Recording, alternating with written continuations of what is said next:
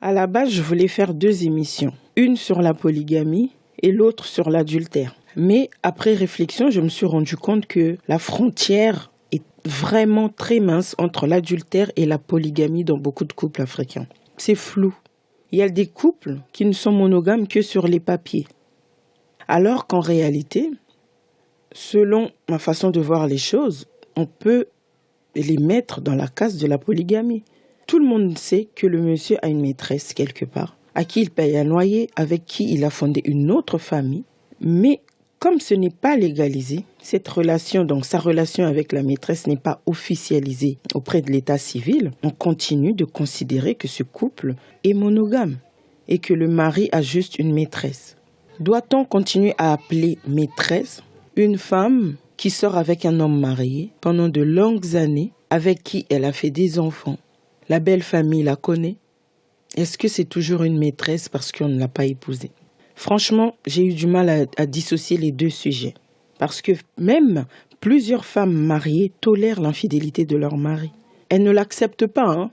C'est pas ce que je dis, mais ne partent pas non plus, puisque, à les entendre, c'est avec elles qu'ils passent leur nuit. En gros, monsieur peut se permettre de passer du temps avec la maîtresse tant qu'il revient à 23h50 pour passer la nuit avec sa femme légitime. Ceci n'est pas considéré comme de la polygamie, mais juste de l'infidélité. Alors, nous allons traiter les 2 sujets ensemble. Je ne serai pas seule. J'ai invité une femme. Elle s'appelle Candice. C'est une femme chrétienne, servante et disciple de Dieu. Elle est aide-soignante de métier, mariée, mère de 6 enfants et chef d'entreprise. Elle est organisatrice d'événements. D'ailleurs, vous pouvez suivre son travail sur les pages Facebook et Instagram, Candice, organisatrice de délices. Vous y trouverez des trucs et astuces pour préparer au mieux votre mariage. On se retrouve tout de suite après. Bonne écoute.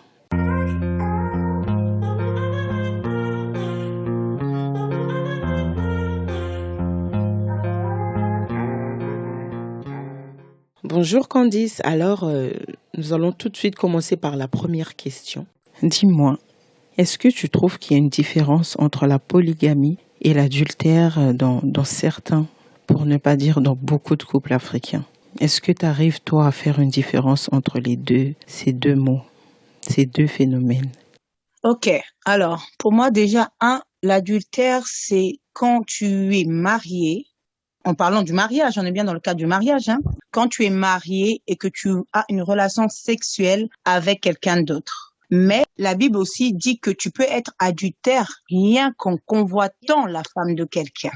Donc, ce n'est pas que avoir une relation sexuelle. Tu as envie dans tes pensées d'être avec une autre personne que ta femme ou ton mari, c'est là que tu commets de l'adultère. La polygamie n'a rien à voir avec l'adultère, parce que la polygamie, c'est le fait d'avoir 2, pour ceux qui sont courageux, 3 ou 4 pour ceux qui ont les moyens. Mais c'est reconnu aux yeux de tout le monde. La polygamie, c'est vraiment quand c'est reconnu. C'est reconnu Oui, par qui? parce que normalement, bon, en parlant des Africains comme on est Africain, dans certains pays comme le Mali, le Sénégal, Burkina Faso, certains pays d'Afrique qui acceptent la polygamie, c'est reconnu. Tu as le droit d'avoir plusieurs femmes. Chez les musulmans, par exemple, il faut que la première femme accepte. Quand la première femme accepte, là, ils ont droit d'avoir plusieurs femmes, mais tout en sachant qu'il faut qu'ils leur disent à leur femme. C'est pas ils font ça derrière le dos de leur femme, ils vont marier. Non, quand ils marient, la famille est au courant, la première personne qui est au courant, c'est les femmes. Et l'État où ces personnes vivent autorise ça. D'accord. Il y a pas longtemps, je viens d'apprendre qu'au Congo, dans le civil, ils autorisent d'avoir 2 femmes. Hein. Ah bon? Je ne savais pas ça. Je viens d'apprendre ça. Qu'au Congo, on autorise 2 femmes et autorisées au Congo. C'est autorisé par la Constitution congolaise. Par l'institution congolaise. Il paraît qu'il y a une loi qui autorise ça au Congo. Après, ça reste à vérifier.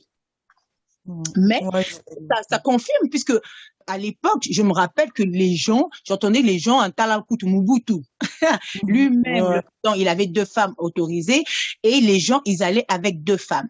C'était vraiment, tu prenais la première femme et tu allais et tu épousais. Et avant, avoir deux femmes était un synonyme de richesse. C'était eux qui pouvaient faire en sorte que tes enfants, en fait, allaient permettre l'héritage, tu vois, la cultivation parce qu'avant on était des cultiveurs, hein, de tout ce que de ton champ et tout ça. Donc, plus tu avais des enfants, plus tu sais que ton héritage était bien gardé. Et avant, pourquoi aussi ils faisaient la polygamie? Parce que c'était pour éviter que les femmes soient veuves. Tu vois, la polygamie aidait les femmes veuves à pouvoir prendre soin d'eux. Comme par exemple, selon les coutumes africaines du Congo, une femme qui a perdu son mari, le frère peut la récupérer. Et c'est accordé. Donc, c'est pour éviter que cette femme reste comme ça. Donc, ils ont estimé que on va la marier au frère du pauvre défunt. C'est pour ça que c'était toléré. Pour prendre soin de la femme. Parce qu'effectivement, il y a plus de femmes que d'hommes. Donc, pour éviter qu'elle soit maltraitée, pour que ça reste aussi au sein de la famille, ils toléraient la polygamie. C'est pour ça qu'il faut bien remettre certaines choses à leur contexte. Les origines de la polygamie, pourquoi la polygamie était autorisée et permise. Et ça avait rien à voir avec l'infidélité qu'aujourd'hui, ces hommes veulent nous faire croire. Mais est-ce que aujourd'hui, toi, tu peux dire que dans notre manière de gérer même l'infidélité, est-ce que nous ne sommes pas tous pour la polygamie, mais nous ne voulons juste pas voir la vérité en face?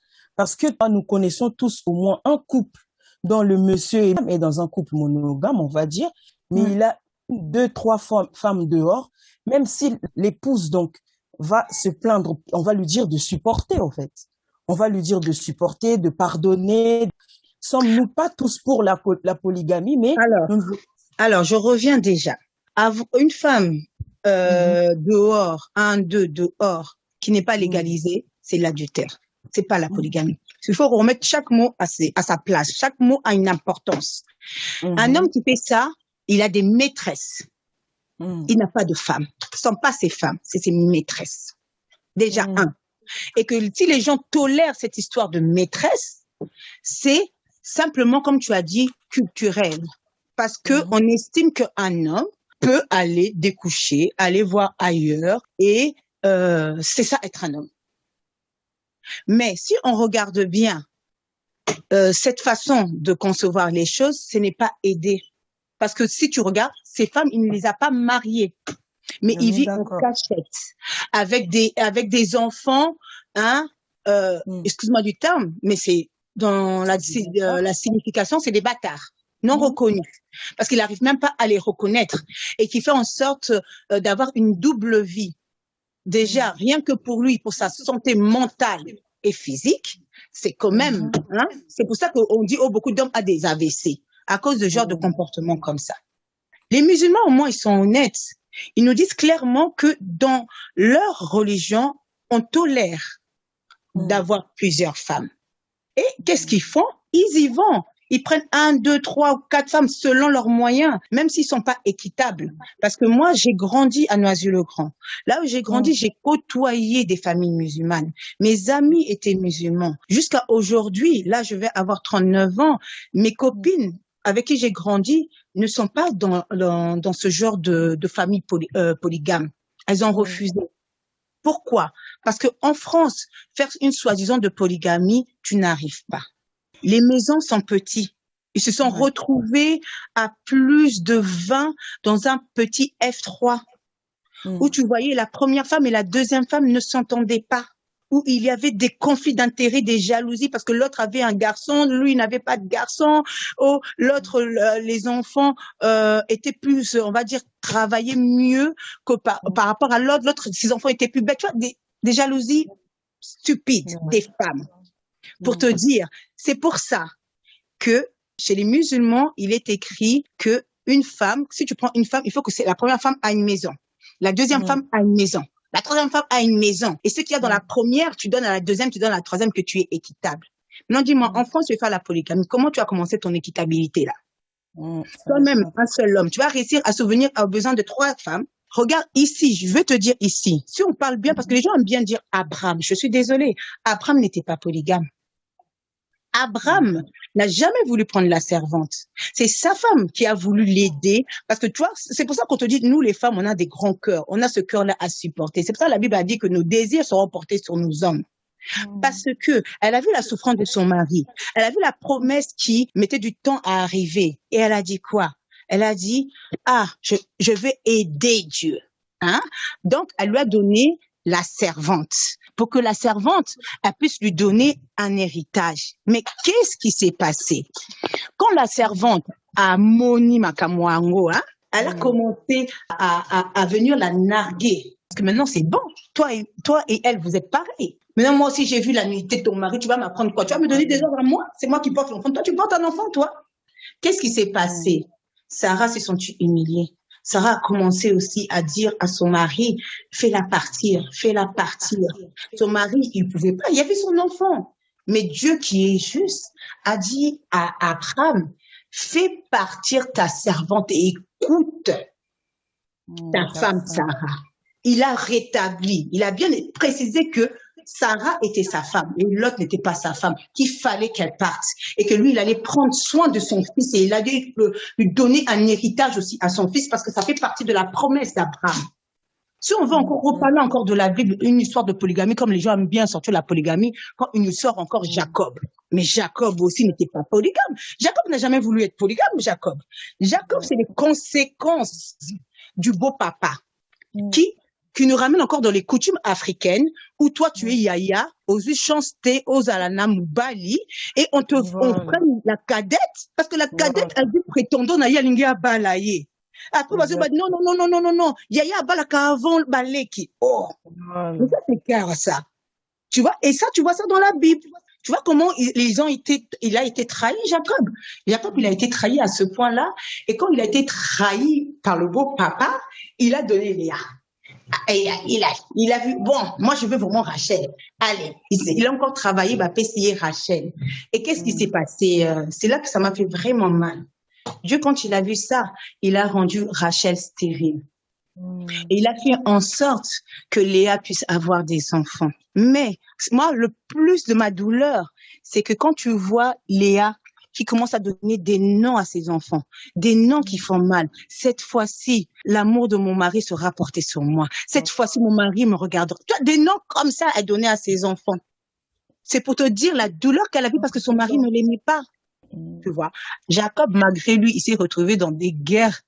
Et après, si on veut parler du vrai polygame, c'est Salomon. C'est pour te montrer que la polygamie, c'était la solution à tout. Parce que Salomon, il avait vraiment l'argent dans la Bible. C'était, sa richesse était sans faille. Il avait 700 femmes officielles.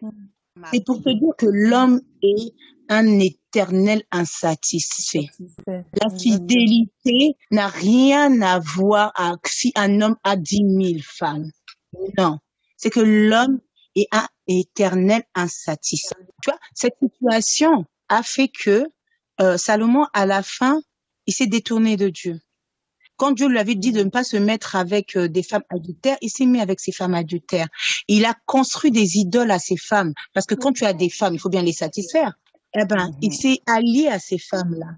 Et qui fait que ce que Dieu lui avait demandé, il ne l'a pas respecté. Et à la fin, il a dit vanité de vanité. Ça ne l'a rien rapporté de plus, ça ne l'a rien rapporté de moins. C'est pour ça que moi, j'aime dire que tout est permis, mais tout n'est pas utile. Vous pouvez le faire. Mais si ça ne te ramène pas ton âme à la perdition, gloire à Dieu. Si tu vois c'est une occasion de chute pour toi, laisse tomber. Ça ne sert à rien, tu vois. Et il y a même un verset où Dieu dit dans la Bible, si tu prends une deuxième femme, attends, je crois que c'est dans Exode, je veux pas dire de bêtises, mais il dit, si tu prends une deuxième femme, il faut que tu retranches rien à la première, tu vois. Il parle même comme chez les musulmans, où il demande à l'homme d'être équitable. Je crois que c'est Exode 21:10. S'il prend une autre femme, il ne supprimera rien à la nourriture, aux vêtements et au droit conjugal de la première. Tu vois. Donc, Dieu même, il dit, OK, prends. mais reste équitable. Maintenant, à cette année-là où on est, là, 2022, dis-moi si tu connais un homme qui est équitable. Si tu connais un homme qui sera capable d'avoir une femme et de la traiter bien et d'avoir une deuxième femme et de la traiter bien sans retrancher. Tu verras ça. Mais après, c'est très facile que vous preniez des femmes que vous ne mariez pas, que vous les laissez à la charge de l'État, or que ça doit pas être à la charge de l'État, ça doit être à la charge de l'homme. Mais vous laissez à la charge de l'État pour qu'il puisse être femme seule, il mange l'aide de l'État et après vous venez, vous dites que c'est votre femme et que vous êtes des polygames. Mais je suis désolée, c'est pas ça la polygamie. C'est pas ça. Et les hommes polygames, ils portaient leurs couilles. Mais vous portez même pas, c'est l'État qui paye, parce que vous avez déclaré là-bas, oh, elle est femme seule. Mais vous, quand même, tu vois, pour qu'elle puisse avoir l'État, l'aide, le RSA, tranquille et tout ça et tout. Et toi, tu viens que de temps en temps et tout ça. Et puis, vous me parlez de polygamie. Non, il faut arrêter. Ben, les femmes l'ont accepté. En fait, les victimes dans tout ça, ce sont plutôt les enfants. Voilà. Maintenant, c'est la partie là qui est très intéressante. Parce que maintenant, les enfants ont subi l'absence d'un père, un père qui n'est pas toujours là. Entre peut-être les crises de colère, les crises de jalousie des femmes, tu vois. Et c'est les enfants qui subissent ça. C'est triste. C'est ça que les gens ne réfléchissent pas quand ils prennent des décisions. Quand tu as commencé ta réponse, tu as parlé des musulmans. Tu as souvent parlé des musulmans d'ailleurs. Et c'est dans cette partie-là que moi, je dirais que je suis pour la polygamie. Je suis pour la polygamie entre adultes, consentants, capables aussi de subvenir, comme tu viens de dire, aux besoins des enfants, aux besoins des femmes. C'est vrai que dans le monde d'aujourd'hui, c'est pas évident. Des fois, je regarde un peu sur TikTok et tout, il y a des femmes qui ont accepté la polygamie de leur mari. Et je sais pas, mais elles ont l'air beaucoup plus épanouies au fait que les femmes qui sont dans des couples monogames. Parce que il n'y a pas de surprise. Même si au départ, quand elles signent, elles sont seules, quoi. Je suis seule avec mon mari, je me marie. Je sais que dans 2-3 ans, il y aura une Florence qui va débarquer de je ne sais où. Donc, il n'y a pas de surprise, au fait. Au lieu d'accepter la monogamie, et du jour au lendemain, entendre que mon mari a fait un enfant, 2 enfants, par-ci, par-là, tu vois. C'est pour ça, moi aussi, quand tu parlais de musulmans, j'ai bien aimé cet exemple-là. Parce que je me dis que si il faut subir la polygamie, entre guillemets, autant l'accepter, au fait, 10 ans. Je sais pas si c'est bien de dire autant l'accepter parce que c'est leur faciliter la chose. Mais tu dis que l'adultère, c'est pas avoir une maîtresse, c'est quand c'est légalisé. Mais tu es d'accord avec moi qu'il y a des maris qui ont des maîtresses avec qui ils restent pendant 10, 15, 20 ans ensemble, ils ont des enfants. Mais comme c'est pas légalisé, on dit que c'est une maîtresse, mais c'est pas une maîtresse, au fait. Pour moi, c'est quand même de la polygamie imposée à la femme, la première femme. C'est la polygamie non officielle. Mais c'est non officiel. C'est non officiel, mais c'est l'adultère. Pour toi, c'est quand même l'adultère. On doit considérer cette femme comme une maîtresse. C'est quoi? C'est quand c'est accepté par tout le monde. Quand c'est pas accepté, ça devient quoi, Elikia? Faut être Mais sérieux. la belle famille, des fois, la belle famille, elle accepte la maîtresse. La belle famille va voir les enfants. Ils ont eu l'argent de la dot. C'est vrai qu'il y a... Quand ça a été officialisé, donc quand c'est pas ça, tu peux accepter de la bouche, accepter les enfants, tout ce que tu veux, mais bon, faut ta dot, toi mon ami. Mais donc, vous le pour faites. toi, quand la dot n'est pas payée, quand le maire n'est pas au courant, même si la maîtresse a 3 enfants, reste avec le monsieur, hein, l'époux, donc marié, pendant 10 ans, sa femme. Pour toi, c'est une maîtresse quand même. Une maîtresse, ce n'est pas sa femme. C'est pour ça que je veux te relancer l'histoire de Sarah et d'Abraham. Quand il s'est passé tout ça, elle a eu l'enfant. Qu'est-ce que Dieu a dit? Dieu a montré que la femme, c'était Sarah. C'était pas l'autre, malgré qu'il y avait eu l'enfant. Dieu n'a jamais appelé la servante sa femme. Donc, tant que vous ne faites pas les choses droit, n'appelez pas un chat un chien. Un chien reste un chien, un chat reste un chat. Tu vois, tant que c'est pas officiel, t'es une maîtresse. Reste à ta place de maîtresse. Quand c'est officiel, tu es la femme. Là, tu as le droit de revendiquer tes droits. Mais quand tu es une maîtresse, tu attendras quand la femme, l'officielle, aura besoin de son mari et que malheureusement, le mari doit te laisser et que tu vis tout seul. Tu peux pas appeler à 22h, 23h quand tu as un problème parce que comme à Lobby Kofi, la mère titulaire est là. Afandi. Grand prêtre mère. Grand prêtre mère, Azali Afandi. Toi, tu vas envoyer des textos, ils ne te calculent pas. Il ne faut pas te plaindre. Parce que si tu n'es pas officiel. Mais quand c'est officiel, il sait que lundi et mardi, il est avec toi. Par exemple, mercredi et jeudi, il vient te voir. Chacun connaît sa place et chacun reste. Mais les faux semblants là où des soi-disant heureux, tu verras que moi, j'ai entendu des histoires que la femme a accepté de prendre la maîtresse comme la deuxième femme. Ils ont accepté. Ils s'entendaient comme ça, très bien. Et puis du jour au lendemain, le gars, il revient avec une troisième. Et ils se sont associés. Bah, Betty Moubalangote. Ma Betty, ils ont dit, attends, là, tu te fous de nous. On s'entend bien. Tu as dit que si tu avais elle et tu avais moi, tout allait aller bien. Maintenant, elle sort d'où? Ils l'ont frappée. Ils l'ont virée. Ils ont dit, non, là, tu te fous de nous, là.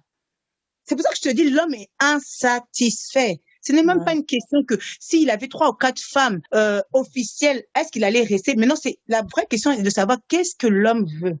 Quel est le but de ta polygamie? Quel est le but de ton adultère? Qu'est-ce que tu es en train de rechercher? Parce qu'un homme conscient se dira que regarde comment nous sommes en train d'être dans l'os, les prix à cause du corona, tout est devenu cher. Dans quelle qualité de vie tu as envie de vivre? Dans quelle qualité de vie tu as envie d'éduquer tes enfants? Parce que ces enfants-là, ils n'ont rien demandé. Mais on est là, on est des parents responsables. Qu'est-ce que tu laisses? Quelle est ta semence que tu es en train de laisser pour la génération future? C'est ça, normalement, qu'il faut se poser les bonnes questions. Pourquoi tu fais ça? Si tu le fais par rapport à, tu sens que tu as la capacité de gérer 2 familles, moi, je suis qui pour me lever et pour te dire que ce n'est pas bien. Si ça fonctionne très bien et que tes enfants sont bien éduqués, que tes femmes sont heureuses, tu vois. Tout n'est pas toi, tu serais aussi pour la polygamie si financièrement le mari peut assurer. Moi, je dirais, tant que le mari assure, tant que le mari est officiel, tant que le mari est responsable, si pour lui, c'est la façon qu'il conçoit les choses et qu'il est prêt à gérer sa vie et rendre sa famille heureux, gloire soit rendue à Dieu. Maintenant, si tu n'es pas capable, si tu ne sais même pas gérer ça, si tu sais que foutre la merde à gauche, droite, faut laisser. Il y a des femmes qui, comme tu as dit, qui acceptent. Va avec ces femmes qui acceptent. Parce que c'est triste et malheureux que vous preniez une femme avec qui vous avez tout construit, et vous étiez clair dès le départ dans votre vision des choses. Et du jour au lendemain, tu lui imposes quelque chose qu'elle n'a jamais accepté. Comme on dit, hein, ils aiment bien dire qu'il y a beaucoup de femmes, il y a peu d'hommes sur la terre. Dans tous les millions de femmes qu'il y a sur cette terre-là, pourquoi vous aimez aller dans des femmes qui sont gentilles et qui ne veulent pas vivre ces histoires-là? Laissez ces femmes-là qui veulent vivre des histoires d'être avec un seul homme, Et vous allez avec plusieurs femmes, avec des femmes qui acceptent d'être avec plusieurs femmes. Dans le monde, on trouve tout. Mais pourquoi? S'il y a bien, où ils sont posés dans leur foyer, vous venez les prendre pour pouvoir le faire n'importe quoi.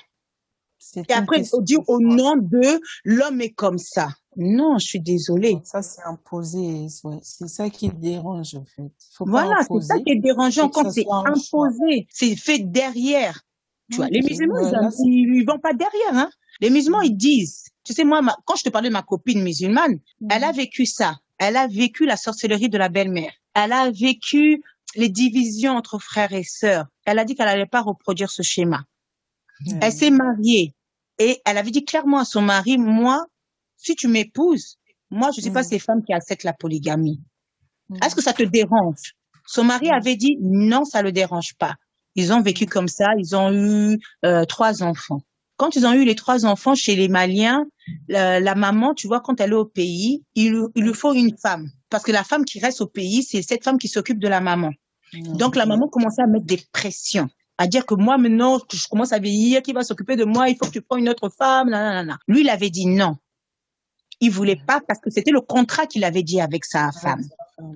Quand son père est tombé malade et après qu'il est décédé, il a dû retourner au pays. Là, sa mère a pleuré. A dit, maintenant, ton père est parti. Maintenant, là, je suis vraiment tout seul. Et c'est là, tu vois, que la maman, maintenant, a joué sa carte. A commencé à plairer, tout ce que tu veux. La manipulation. Pour qu'il puisse lui prendre une autre femme. Et il a fait. Pendant les 2 mois, il est parti enterrer son père. Il est parti se marier, sans le dire à sa femme.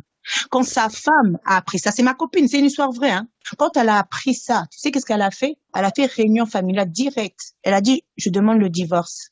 Après, elle a sorti le verset du Coran, là. Elle a expliqué, il a fait ça contre ma volonté. Wow. Je veux la séparation. Et elle s'est séparée. C'est bien ça, elle sait ce qu'elle veut et elle sait ce qu'elle ne veut pas. Voilà, le choix. Exactement. Tu vois, c'est pour te dire, pourtant, c'est juste, c'est toléré. Mais c'était fait derrière son dos. Ouais, et beaucoup d'hommes font ça. C'est là que ça crée des problèmes. C'est là que ça crée des divisions. Quand c'est fait avec fourberie. Alors que tu peux venir, directement, tu vois la femme et tu lui expliques, tout sur la canon, tu as tes arguments, tu rassures la personne et tu lui dis, si elle t'aime et qu'elle est pas supportée, à cause ça, lango. Mais si tu vois qu'elle peut pas, ben, Tikaye, va chercher une autre femme. Voilà, Moi, je trouve que la vie, elle est simple, hein. Moi, je sais pas, hein. Moi, je trouve que la vie, elle est simple, hein. Mais beaucoup ne le font pas. C'est pas facile pour les femmes aussi de demander le divorce à cause de ça. Parce que nous autres femmes, les femmes même de son entourage, vont la juger, vont dire qu'on ne quitte pas un mari infidèle. Donc des fois, c'est pour ça que je trouve ça très courageux de la part de ta copine. Elle sait, comme j'ai dit, ce qu'elle ne veut pas. Elle a demandé le divorce, peu importe ce que la société va dire, et c'est très important. Parce qu'il y a beaucoup de femmes qui ne divorcent pas à cause de ce que les gens vont dire, hein. Elles sont pas d'accord, donc elles subissent la polygamie. Enfin, toi, t'as dit, tant qu'elle n'est pas mariée, c'est une maîtresse, elles subissent l'adultère. Parce que maman va dire, le pasteur va dire, ma copine va dire que, donc je reste malgré moi. Et il y a hypertension, crise cardiaque, AVC, tout ça, c'est ça qui est dommage. Donc elle est vraiment courageuse. C'est ce que tu dis. Franchement, j'aime ce que tu dis, c'est ça qui est dommage. Parce que je suis dans le domaine du mariage. Je fais beaucoup d'événementiels dans ce domaine-là. Et quand je prends le temps de parler soit au couple, soit aux gens tout autour, les gens qui suivent, les jeunes qui vont se marier, je me rends compte qu'il y a beaucoup de mariages qui sont pas heureux. Il y a beaucoup de femmes qui sont pas heureuses dans leur mariage, dans leur union, et qui supportent les kangamutema. Il va changer la prière. Et qui fait que tu vois des femmes aigries. Maintenant, la bonne question est, est-ce qu'on reste dans le mariage juste pour avoir un titre, tu es la femme de quelqu'un, ou on reste dans le mariage pour que toi et l'homme, vous puissiez être complémentaires comme la Bible dit. Et parce que vous êtes complémentaires, c'est vous deux, vous faites l'unité. Et vous êtes prêts à faire ce que Dieu vous a appelé à faire ensemble sur cette terre. C'est ça maintenant qu'il faut se poser la bonne question. Pourquoi on se marie? Si tu te maries parce que un tel a dit, un tel fait, ou un tel fait quoi, entre quatre murs, c'est toi qui pleures. Et c'est personne d'autre qui pleure. Mieux vaut se séparer et rester bien, santé physique et morale, que être dans un couple et mourir à petit feu. Que Dieu nous aide, hein. Est-ce que toi, tu fais partie des gens qui pensent qu'on peut voler le mari de quelqu'un? Moi, je fais partie des gens qui ne volent pas le mari de quelqu'un. Parce que c'est des adultes. C'est pas, ouais, j'ai laissé mon vélo, on m'a volé mon vélo quand même. Hein, c'est pas un vélo.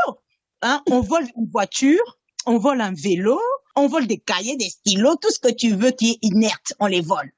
Mais une personne qui a une conscience, qui est debout, on le vole pas. C'est que cette personne avait un penchant qui voulait aller voir ailleurs. Donc, il est parti voir ailleurs, tout simplement. Il a eu le choix d'aller voir ailleurs. Personne ne vole le mari de quelqu'un. Mais pourquoi on condamne plus la maîtresse, surtout nous les femmes? Pourquoi, au lieu de taper le mari, on tape la maîtresse? Pourquoi, au lieu d'insulter le mari, on insulte la maîtresse? C'est souvent vers la maîtresse que notre colère se déverse. Parce que si tu remarques bien, la plupart du temps, c'est l'homme qui va chercher, hein. Ah oui. C'est l'homme qui va chercher. Bon, maintenant, on est dans la génération où les femmes aussi vont chercher. Mais non, mais normalement, hein, la logique des choses, c'est l'homme qui va chercher. Et comme l'homme va chercher, il ment souvent. Hein, il va souvent en mentant que ça ne va pas, je suis maltraité, je suis pas heureux, je vais me séparer et tout, les excuses possibles et imaginables. Tu vois? Il ment déjà, premièrement. Et après, quand la femme rentre dedans, c'est là qu'elle se donne à fond.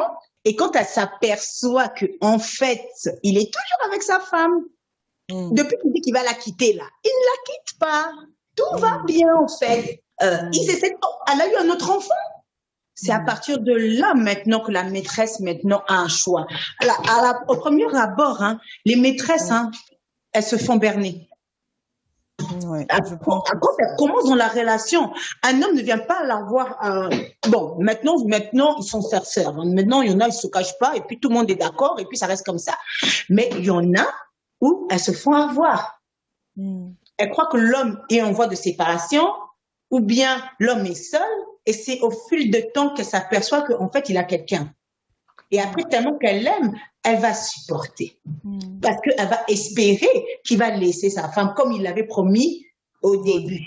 Après, petit à petit, quand ils continuent leur relation et tout, c'est là qu'ils s'aperçoivent que, moi, je ne peux pas supporter ça, et elles partent. Ou bien, il y en a qui te diront, moi, je reste là parce que moi, ça m'arrange. Tu vois.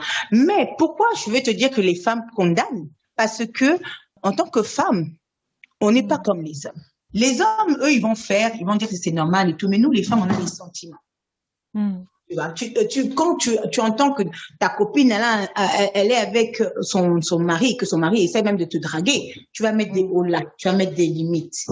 Tu vas pas comme ça. Si tu fais ça, c'est que tu es vraiment mauvaise. Ouais, tu l'aimes pas ta copine. Tu vois, tu n'aimes pas ta copine, c'est pour ça que tu fais ça. Mais avant d'arriver à là, tu vois, la femme, normalement, elle est plus réfléchie que l'homme. Ouais, pourquoi d'autres condamnent directement l'autre femme en disant, il a pu venir te voir et te demander, mais tu aurais dû dire non. Quand tu as commencé à accepter, c'est que tu as approuvé, tu as encouragé. Voilà pourquoi beaucoup de femmes condamnent et appellent ça voler, tu vois. Mais parce que logiquement des choses, une femme sait quand même dire non. Parce que normalement, une femme ne donne pas son corps comme ça au premier venu. Toute une histoire, il faut connaître l'histoire des autres. Pour rentrer, tu vas savoir qu'elle ne savait pas au début et après, elle a commencé. Mais quand elle a su, là, il fallait qu'elle choisisse. On dire, il a déjà des enfants. Ça fait quand même 10 ans qu'il est avec sa femme.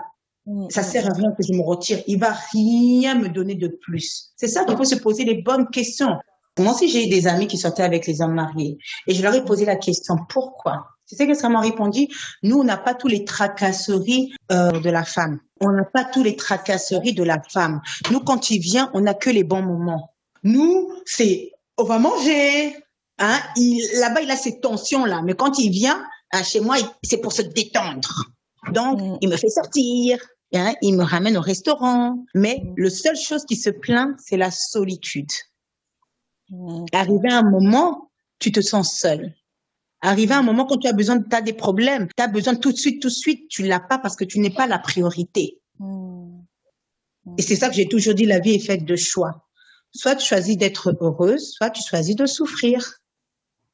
Exactement. Mais la vie est faite de choix, tu vois. Mais pourquoi, quand il y a infidélité, c'est souvent le comportement de la femme qui est pointé du doigt? Est-ce que tu n'étais pas trop souvent à l'église? Est-ce que tu ne le délaissais pas? Est-ce que tu sors pas un peu trop souvent? C'est pas un peu infantiliser les hommes africains? Est-ce que nous ne sommes pas responsables? Tu ne trouves pas que nous sommes responsables de l'infantilisation de nos hommes, nous-mêmes, femmes africaines?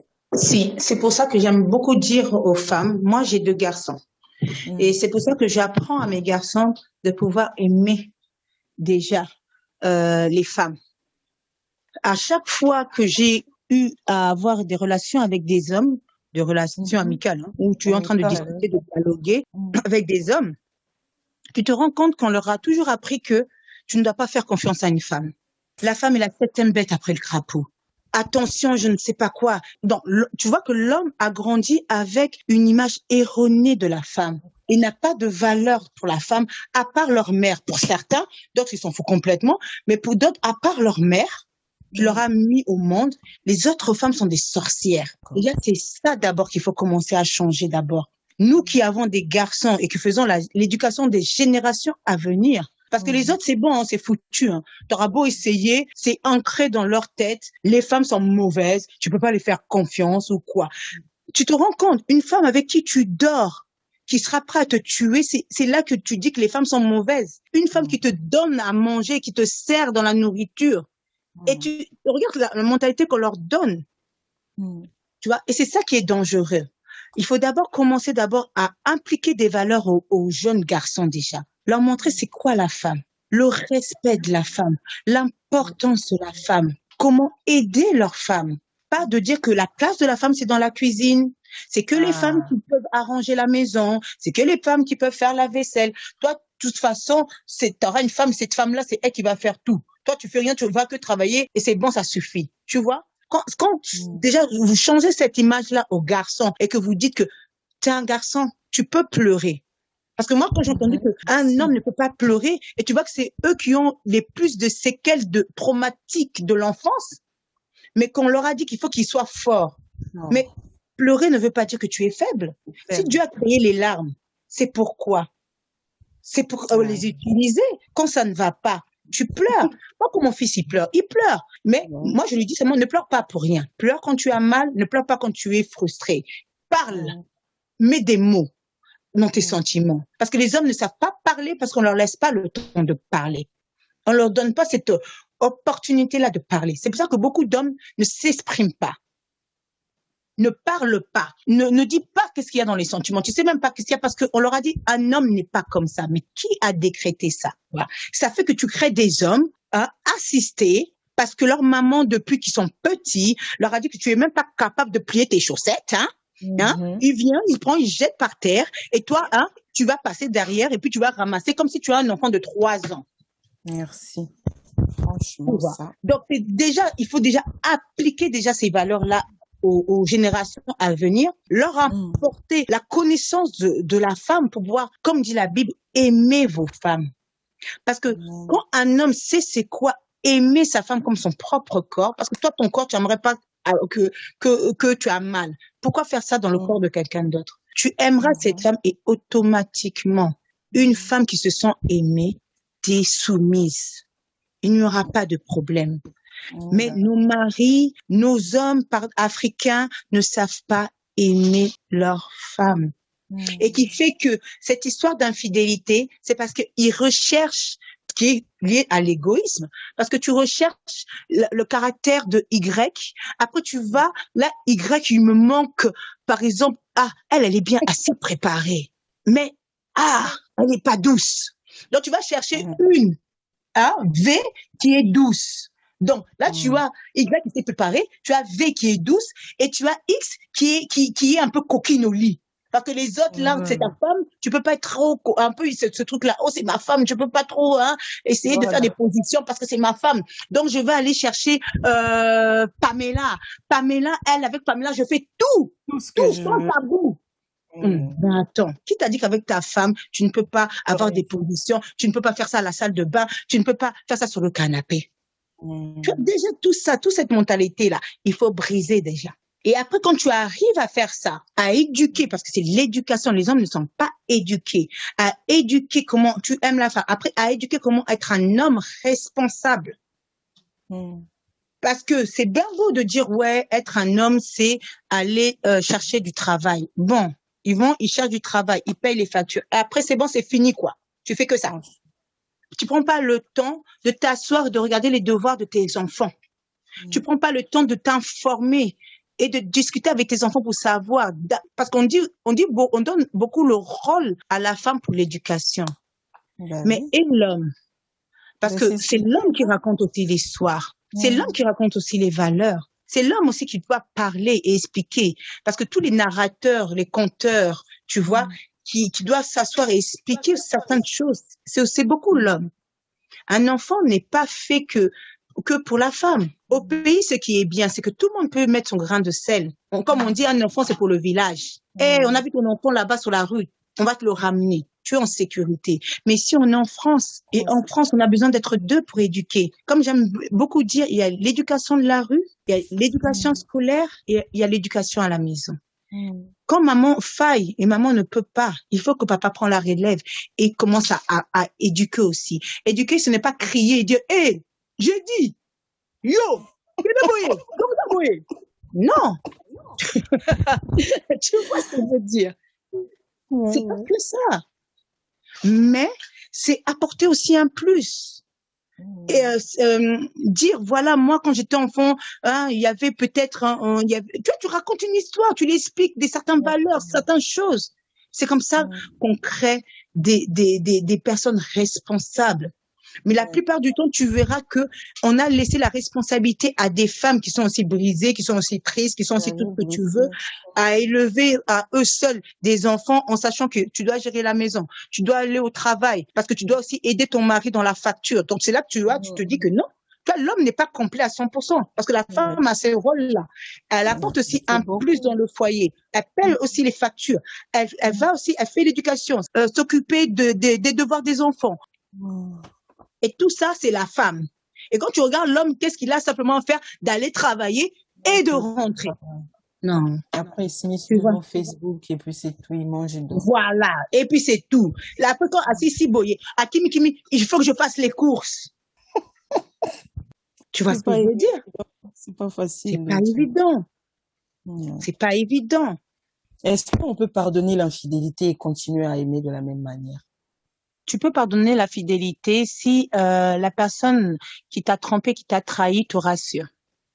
S'il te rassure et qu'il te montre qu'il ne va pas le refaire, et qui restaure ta confiance, normalement tu peux avancer. Il y a beaucoup de couples que je connais qui ça a fait que ça a continué tranquillement parce que le monsieur a montré que oui, effectivement, c'était une erreur. C'était une erreur de parcours, comment on va dire ça. Après, ensuite, chuter sa femme. Tu vois. Et ils ont continué tranquillement. Il y en a qui ont dit, soi-disant, que ils ont pardonné, mais au moindre truc que le mari fait, il va remonter et il va dire, en 1900, tu m'avais fait ça avec un tel, et puis toi, en plus que, là, c'est dangereux. C'est que la personne n'a pas pardonné, qu'il faut arrêter. Non, à quoi ça sert de rester dans un mariage si tu dis que tu as pardonné, mais à chaque fois qu'il te fait un petit truc, allez, tu remontes, tu commences à crier. Tu vois. Quand tu vois que tu n'as pas cette capacité-là, moi, je conseille laisser.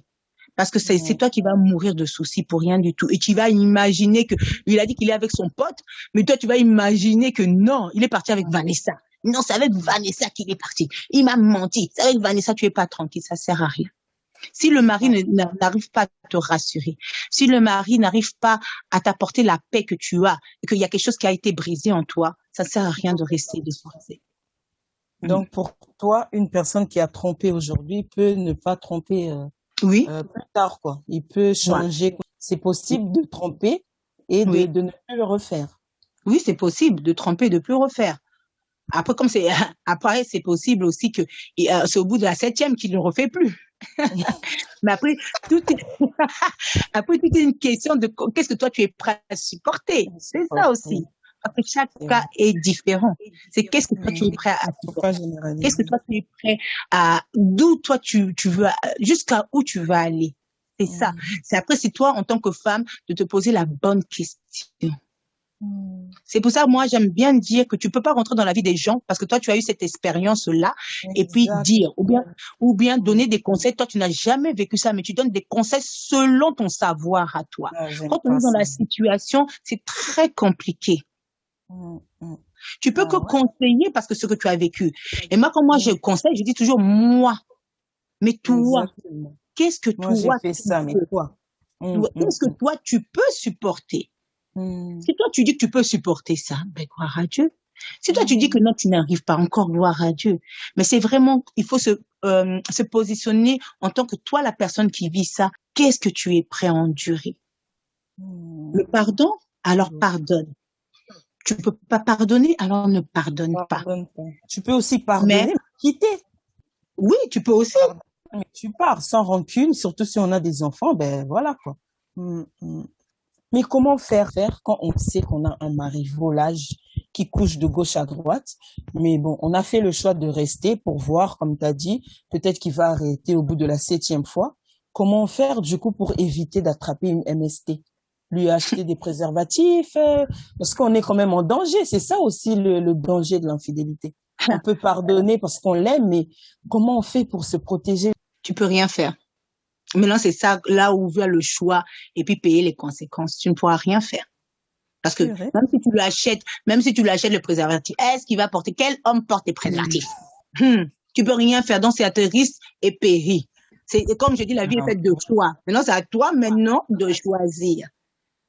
Est-ce que il va pas tomber malade. Donc, je sais pas si tous les mois tu vas aller faire des tests, des tests anti-sida, des tests, je sais pas, mais tu peux rien faire. Donc, ça veut dire que tu ne seras pas tranquille. En plus, ça existe des préservatifs féminins maintenant. Ben oui, tu peux proposer. Ça mais peut maintenant, être la une question, solution. est-ce que ton mari va accepter ça? Il va te dire, tu n'as pas confiance en moi. Ça veut dire quoi? Tu vois, les retourneurs de situation. Mais il y a aussi des situations où le mari a attrapé le sida, il s'est séparé avec la femme à cause, voilà, de ses infidélités. Et il a su qu'il était malade et il est revenu dans le foyer avec sa maladie. Ah, là, il doit aller en prison. Les hommes de Dieu, comme tu as dit, n'aident pas. Parce que quand elle a voulu faire séparation, en attendant, tu vois, elle voulait voir s'il était venu avec des bonnes intentions. Lui, il est parti se plaindre au pasteur. Il est parti se dire, ouais, moi, je suis revenu, j'ai demandé pardon, mais elle veut pas, et tout, elle a dit patati, patata, là. Et les hommes de Dieu l'ont convoqué, ils l'ont dit maintenant c'est ton mari, il est revenu, il t'a demandé pardon, pourquoi tu refuses? Pourquoi tu ne veux pas? Faut te laisser faire. On a appelé la soumission. Voilà comment maintenant on a appelé la soumission. La soumission, ton corps ne t'appartient pas. Là, on te sort tous les versets bibliques qui va te montrer que tu es pêche, de soi-disant, quand tu es pris de ce contexte-là. Et elle est partie, elle l'a fait revenir dans la chambre, ils ont eu des rapports sexuels et quelques mois après, elle se sentait pas bien et c'est là qu'elle s'est rendue compte qu'elle a attrapé le sida et que c'est son mari qui l'a ramené. En fait, quand il est revenu avec la maladie.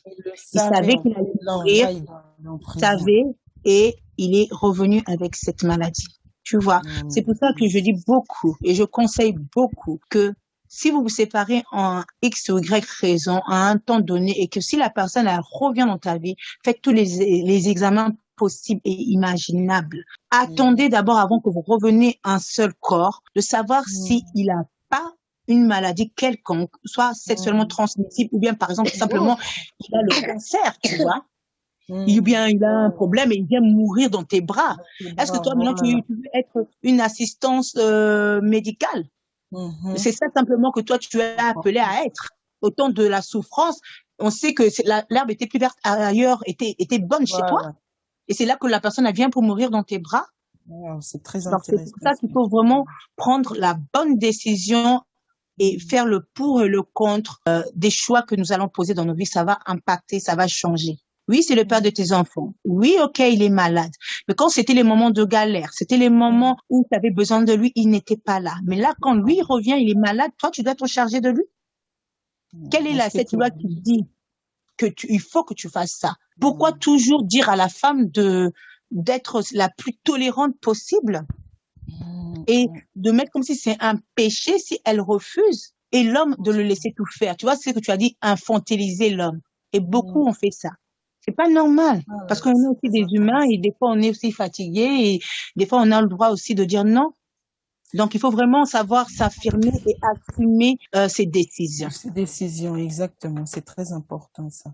Que conseillerais-tu à toutes ces femmes-là? Elles ne sont plus épanouies dans leur mariage, elles ne sont plus du tout amoureuses de leur mari. En plus, parce qu'il y a eu trop d'infidélité au fait, donc l'amour n'est même plus là. Donc, tu vois, donc si tu es dans un mariage et que tu n'aimes plus, à quoi ça te reste dans le mariage? Ça veut dire que le mariage est dans un mauvais choix. Maintenant, ma question, moi je vais te raconter un petit témoignage. Je veux pas aller loin, c'est ma mère. Ma mère a grandi avec un père qui a divorcé de sa mère. Et elle a été élevée avec sa belle-mère. Elle a été maltraitée. Quand elle a été maltraitée, à l'époque, au Congo, maintenant elle a connu mon père et tout ça et tout. Et je te dis, mon père était quelqu'un de violent. Il tapait ma mère. Quand je me tapais, c'était vraiment la battre. Il battait ma mère. Et je me rappelle toujours, parce que je crois que je devais avoir peut-être 6 ans. Quand j'ai vu un jour qu'il a tapé ma mère et que moi j'ai voulu intervenir, tu vois ta mère par terre, tu viens. Et je me suis fait frapper ce jour-là. Et lui l'a arrêté. Et le lendemain, quand on était en train de manger à table, il me dit, Candice, on ne rentre pas dans les histoires de grandes personnes. Et moi, quand je regarde ma mère, parce que c'est à elle que je suis partie pour intervenir, je pensais qu'elle allait quand même parler. Et je vois son attitude, elle baisse la tête et elle ne dit rien. C'est là que j'ai compris que je ne peux plus intervenir dans leur histoire vraiment, quoi. Pas la peine. Ça sert à rien. J'avais 6 ans. Et ils ont continué comme ça dans un foyer où c'était vraiment très violent et tout ce que tu veux, jusqu'à on a grandi et j'ai dû en reparler à ma mère. Tu sais, ma mère m'a expliqué que elle a décidé de rester parce que elle avait subi le divorce et elle avait souffert et c'est pour ça qu'elle est restée dans ce foyer-là qui était violent, où elle avait des cocards, où ils pouvaient passer 1 an sans se parler, ou tout ce que tu veux par rapport à nous. Tu vois, par rapport à nous, les enfants. Elle voulait pas que nous subissions aussi ce qu'elle avait subi. Mais, à l'heure actuelle, nous tous, nous les enfants, on est 6 enfants, on est partis, on est tous dans nos foyers. Ma mère est restée avec cet homme qui est son mari, qui, oui, là, ne le frappe pas. Mais tu sais que ma mère fait 3 travails à son âge, bientôt 60 ans. Elle n'arrive pas à rester avec cet homme.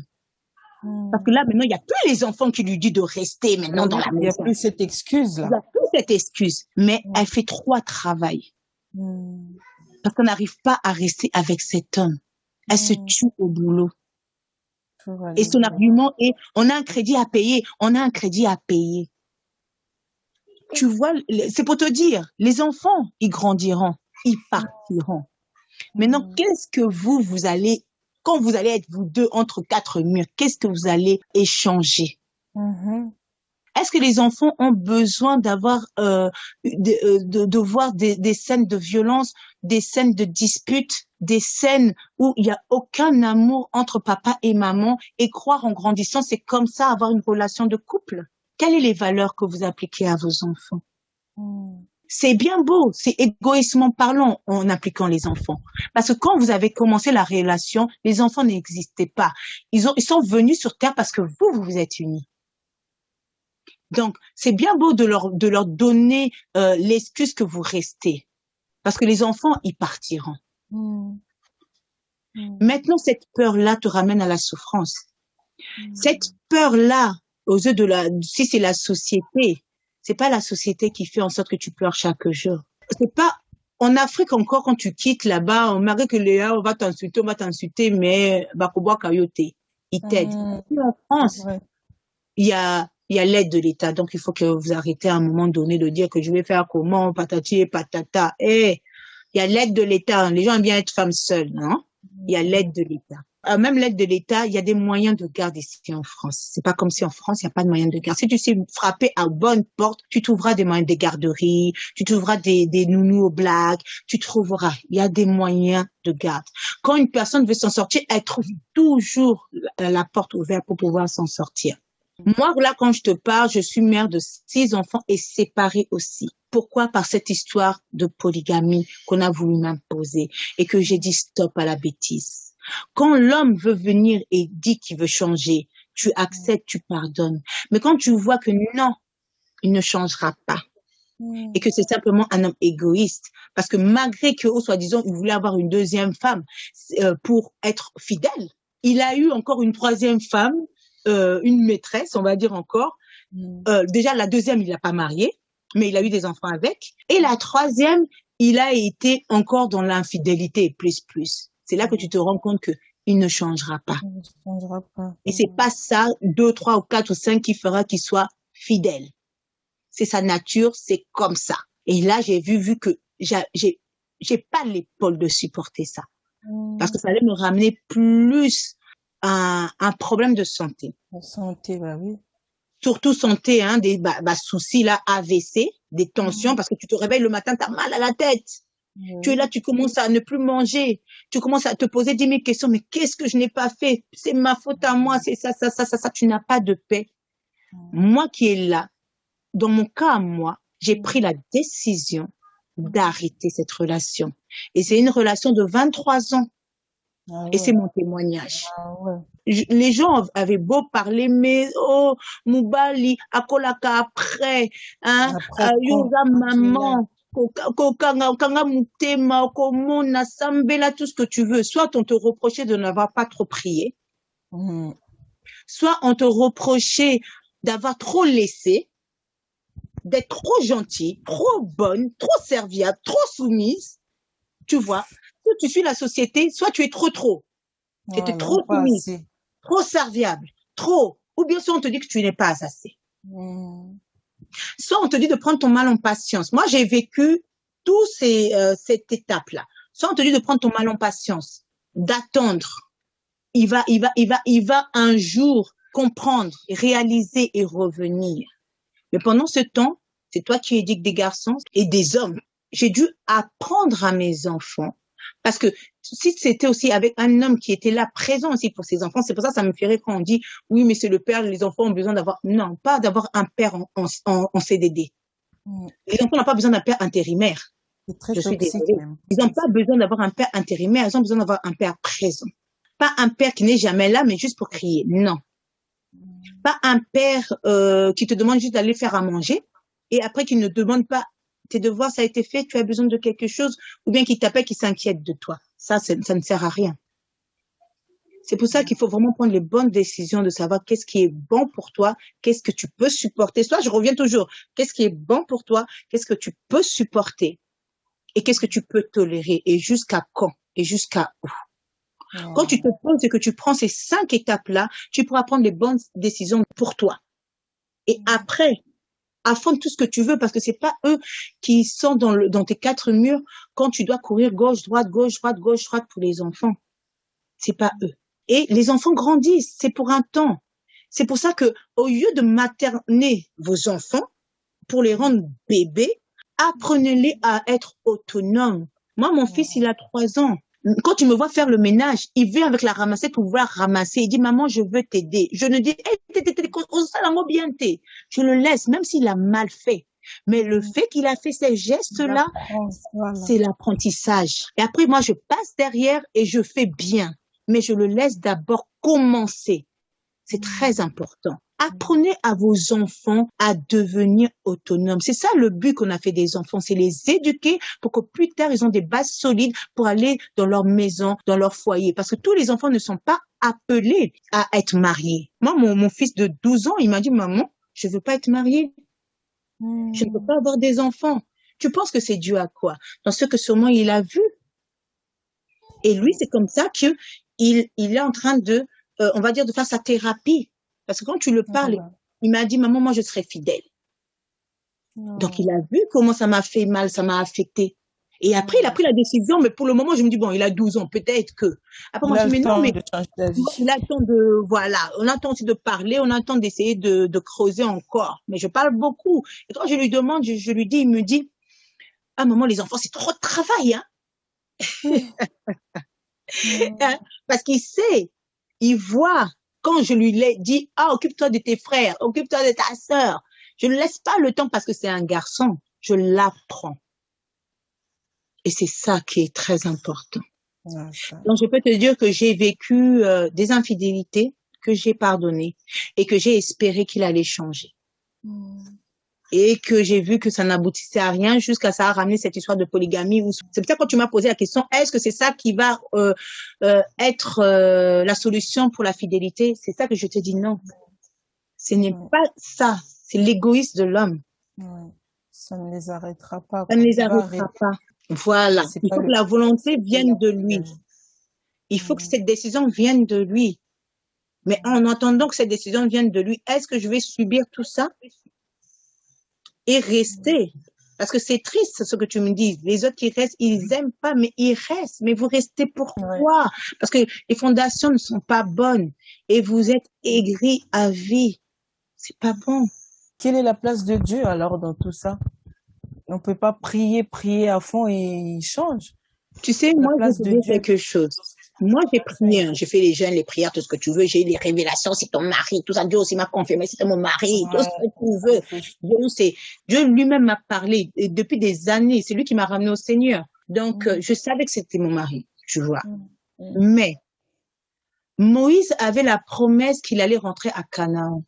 Mais Moïse n'est pas rentré à Canaan à cause de ton attitude, qui était la colère pour lui.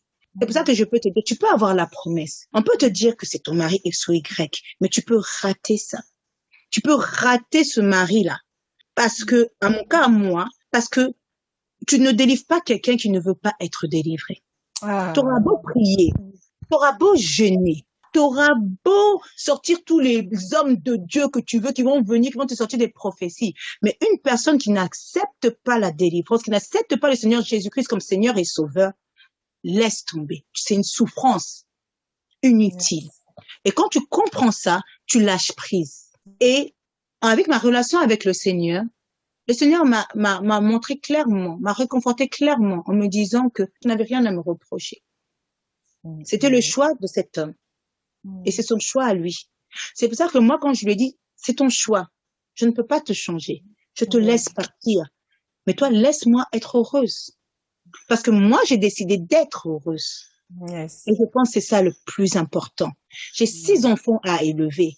Si aujourd'hui, par les soucis, juste pour un homme, je me laisse mourir, qui va être derrière moi pour éduquer mes 6 enfants? Donc, j'ai pris le choix d'être heureuse pour pouvoir éduquer mes enfants et de vivre. Parce que je pense que quand le Seigneur m'a donné le souffle de vie, c'est pour pouvoir me permettre d'avancer et de faire quelque chose avec ça. Et ne pas être toujours là à murmurer, comme Jérémie, les murs de lamentation. Je suis désolée. Ou bien d'être une intercesseuse à vie dans son foyer. C'est pas ça le rôle du mariage, ce n'est pas d'intercéder. On vient comme on dit, soumission, c'est d'être sous la mission de ton mari. Quelle est la mission de ton mari? Si ton mari, la mission, c'est que, je suis désolée. C'est pas ça que Dieu nous a appelés à être. Donc, à partir de là, et que Dieu m'a rassurée, parce que c'est ça, il faut avoir une relation avec Dieu. Vous pouvez pas prier que pour prier, pour simplement dire que vous priez. Il faut avoir aussi une communication et savoir aussi qu'est-ce que Dieu veut pour toi dans ta vie. Et que Dieu t'apporte une paix, une décision est prise radicalement. Et je dis, Seigneur, gloire soit rendue à Dieu. Parce que quand tu lis aussi la Bible, pour cause d'adultère, tu as droit à te séparer. Et voilà pourquoi je me sépare. Et je suis fière de me dire que je suis cette femme qui a supporté selon la tradition africaine, mais ça n'a pas abouti. Ça n'a abouti qu'aux pleurs, ça a abouti qu'aux cris. Quand ça a commencé à me changer, Elika, tu me connais, je suis une femme calme. Et douce. Douce. Mais quand j'ai vu que je commençais à être aigrie et à être colérique, moi-même, je me suis tiré la sonnette d'alarme. J'ai dit, hé, Candice, tu te perds. Non, je suis pas comme ça. Et je veux pas devenir comme ça pour une personne qui t'estime pas, parce que qui est prêt à t'abandonner, à te laisser, que tu sois malade, que tu as besoin de lui. Non. Il faut s'aimer. On est des personnes qui a de la valeur aux yeux de Dieu. Quand on connaît la valeur qu'on a aux yeux de Dieu, on peut pas se laisser piétiner. Parce on va te dire avec 6 enfants. Et je peux dire qu'avec 6 enfants, je vais travailler. Je suis aide-soignante, je travaille de nuit. Donc, c'est pour ça que c'est une question de organisation, savoir gérer son temps. Si tu vois que avoir un CDI à temps plein est trop pour toi, soit passe à temps partiel. Ça existe en France. Ou bien fais de l'intérim parce que tu pourras être présent pour tes enfants. Moi, j'ai fait le choix de travailler de nuit comme ça la journée. Je suis avec mes enfants. Si tu dis que tu t'arrives pas à gérer les 2 bouts, en France, on nous donne la possibilité d'être auto-entrepreneuse. Il y a des aides pour commencer à entreprendre. Arrêtez toujours d'attendre que l'argent vienne de l'État ou bien doit venir d'un homme. On nous a donné 10 doigts. On parle de la femme du proverbe 31. C'était une femme travailleuse. C'était une femme qui savait chercher et qui voyait loin pour que cet argent puisse après être fructifié pour acheter un champ. Commencez à fructifier votre argent. Pas que à d'acheter des sacs Chanel ou bien des tissages d'un écrit ou je ne sais quoi ou patati ou patata. Mais commencez à coffrer, à penser à l'avenir aussi de ces enfants. Commencez à investir en investissant d'abord en vous-même.